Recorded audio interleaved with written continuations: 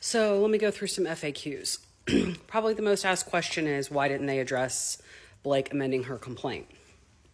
My take was, the judge said, I want the motion for judgment on the pleadings response at the same time I want the motion for summary judgment response, which I know people are upset because that gives her an extension. And the judge wants to hear them both at the same time. But the benefit of that is that essentially eliminates her ability to file an amended complaint.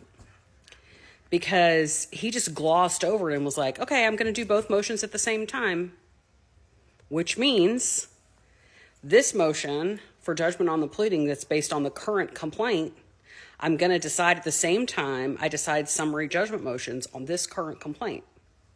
And her lawyer didn't push back very hard.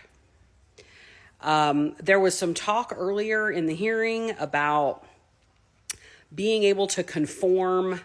You know, he said, well, I do know there's some law out there that says that you can conform your, you can update your complaint, you know, based on the evidence. And Fritz argued really well and just said, yeah, but you can't do a 180.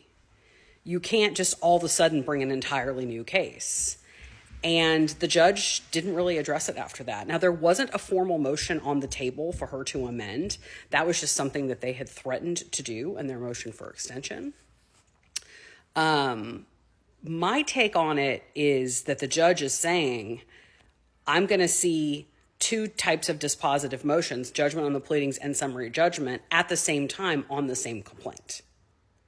So I walked away from that hearing thinking he did not give any indication that he was going to allow her to amend.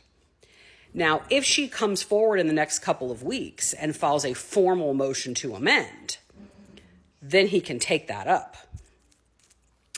But I think based on the conversations they had today, they're going to have to be real careful if they do that, because they sat in there today and argued against moving any of the deadlines, even an iota, because they didn't want to push off trial.